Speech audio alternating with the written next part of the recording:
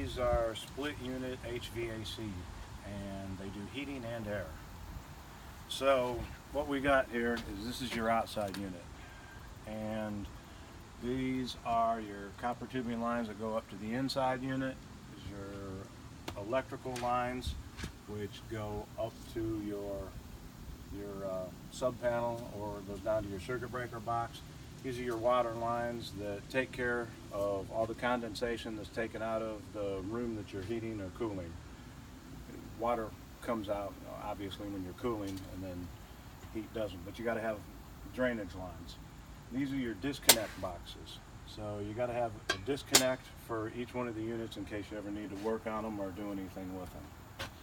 And that's the outside unit. There's another part in there, and we're going to go show you that. It's the inside unit, and these are good because a lot of people, as far as heating and air, you don't have to have ductwork for these. You lose 80% of your energy efficiency out of your ductwork. That's what I did in the military. I did HVAC, a lot of other stuff too, utility repair. So the fact that these are ductless, like I just added, here I'll show you, I just added 1,000 square feet, or about, well it's a little less, but almost 1,000 square feet to the upstairs. Put these stairs in, and this is the inside unit.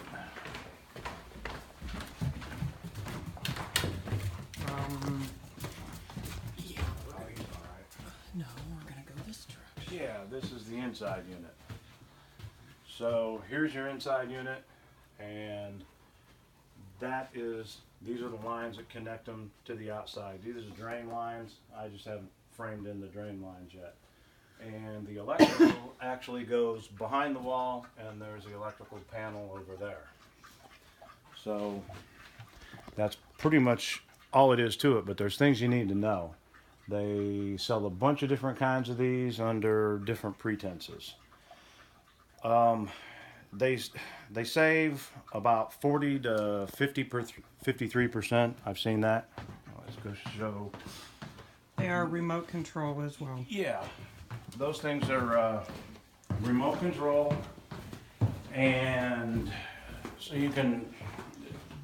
they also are programmable. You can put an app on your phone. There's a thing you can put in your computer. You can turn them on, like on your way home, you can turn them on, you can turn them off. I'm gonna put 2 more in my house. I got like 4,100 square feet. I'm gonna put 1 on the second floor and 1 on the first floor, and I'm gonna get rid of my main unit, and I'll save a ton of money. My utility bills didn't do anything, and I added almost 1,000 square feet. So you got to read the fine print, though. There's the problem. If you get the wrong kind of units, some of them will say DIY, but if you get the wrong kind of unit, then you're going to have to account for other things. It looks like a good deal, but it's not. And I'll show you the differences in those. I've got some of that paperwork right here. If you have them installed and you don't have somebody with a HVAC license, then your warranty is void. And so if anything was to by chance happen to it, that's not a good thing. Electrical, a lot of people can do electrical. You're allowed to do it at your house, but unless you know how to get into the sub panel box, or you hire an electrician, because you have to add a knock it off, Romeo. You have to add a circuit breaker to your sub panel box or your regular electrical box, and then you got to put a disconnect box out back for the unit, and you got to be able to run all the cable, which a lot of people know how to do electrical. So you could probably do that if you're good at that kind of stuff. But the HVAC license, there's no way around that. So that's one thing that none of those companies tell you. You got to have somebody with an HVAC license put it in, or it's just not going to work. So now there's let me see, I'll show them all these pictures. Look at that. Here is, this is one of the first ones I was showing you. There's things to consider, like your SEER rating, and the higher the SEER rating, the better and the more you save. See, that's where it's showing savings per year, 53%. That's the highest one I've seen. I find that it's usually typically about 41%. Now here is some of the other units. There's a Mr. Cool. You'll notice this one has the copper lines, it's got the quick disconnect fittings, and it's got an electrical package that comes with it. Now, some of the other things you need to do is like the conduit you're going to need, and the brackets to mount it on a wall, unless you're just setting it on the ground, because it comes with about 25 foot of cable. That one there, you can see it's a complete set. This one here is a Gree. I like Grees, but guess what? It looks like a really good deal at $7.92, but it doesn't have the copper tubing, and it doesn't have the electrical package so that the outside unit connects to the inside unit. So if you don't have that, that means you got to go buy a harness. So it looks like a good deal until you buy the copper tubing and the electrical harness. Now here's the problem. After you buy the electrical harness, or the copper tubing, you got to have a flanging tool, because you have to flange the ends of the copper tubing. You have to have a vacuum pump because it doesn't come pre-charged, and you have to vacuum it out, and then you got to flush it with a nitrogen tank. And you're not just going to any hardware store and buying a nitrogen tank. You also got to, some of these, Mr. Cool comes pre-charged, like the Gree, the Mitsubishi, none of the others do. Gree, Mitsubishi, LG, and that's what I worked with in Iraq, was the LG and Mitsubishi, and I like those too, but they're not pre-charged. You have to have all these tools. So you're spending, $200 on a vacuum pump, a nitrogen tank, good luck, you better have a friend, and then you gotta have the flanging tool, which is not very expensive at all.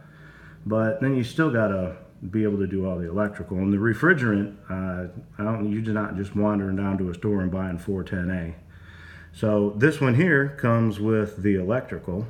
That one there is just the outside unit and the inside unit. See, that's why people make mistakes and they buy stuff thinking they're getting something that I can just put in. Like this here, it's just showing the inside unit. Sometimes they sell those separately. And so every now and then you'll see them advertised separate, like the inside unit and the outside unit, and it looks like a good deal, but if you don't see the whole package there, you're not getting the whole package. If it shows you an outside unit, you're getting just the outside unit. If it shows you the inside unit, you're just getting the inside unit. That one there looks like it's really cheap. Well, but you have absolutely nothing with it. So yeah, you're gonna have to go get all the extras. That's what I mean. You gotta read the fine print. This here is another option that they have. That's a Mitsubishi. That's nice. We used them over in Iraq. 150 degrees, things run 24/7. They're really good. But notice it comes with 2 inside units. Well, here's the problem with 2 inside units. To replace a average household heating and air, what you have is about $5,000 to $7,000. So when you're replacing a main inside unit, $5,000 to $7,000. Well, I don't know. Most people don't just have $5,000 to $7,000 just laying around. These things are a lot cheaper, as you can see on some of those, the prices. But the prices vary because what comes with them varies. So you got the inside unit, the outside unit, with wiring, without copper. The Mr. Cool comes pre-charged, and so that makes it a lot easier. But there's still hurdles to overcome there. And the problem with this Mitsubishi, that it has two inside units, that's really nice. But when the outside unit does fail and go out, you now have 2 inside units that don't work. It's better to almost spend a little bit of extra money and get 2 outside units, because if one of them goes down, these things are made to, like, I can cool the 3rd floor, and the 3rd floor is an office. And when we're not using the office, then we just don't heat and cool it, because it doesn't really matter. And then the 2nd floor, well, if we're not up on the 2nd floor, then we won't have to heat and cool it. And then there's the 1st floor. So if we're not using the 1st floor and we go upstairs, then you just go ahead and heat and cool the 2nd floor. So they're specific. You can just heat and cool parts of the house instead of the main units that the traditional ones that everyone's used to. And you got to do the whole house. And of course, your basement is probably the best heated and cooled area in the whole place, because that's where all the ductwork is, or the inside of your walls. You're not living on inside your walls. When one of these units goes out, then what we did is, instead of one outside unit running two inside units, there's one outside and one inside. One outside, one inside, instead of one outside, two inside, because now you've got two units that failed on the inside. You just go, until you got enough money to buy another outside unit, because you can get those separately, you just go borrow one from somewhere else. Like, if you've got three of them in your house, then you just take one off of a place that is not as important as where your main, because everybody uses the kitchen, the living room, and the dining room the most. So say something goes out on the upstairs, you can go ahead and switch out the bottom units until you got enough money to go and buy another one. So anyways, that's pretty much, that's most of the highlights and things that you need to know. There's a lot of them are really good, but I'd say Mr. Cool's already pre-charged. You don't have to worry about a lot of stuff, but the one main downfall on every single one of these is you got to have somebody with an HVAC license. And if you want to be code compliant, you should have somebody electrical do it, but you're allowed to do that in your own house. So, there you go.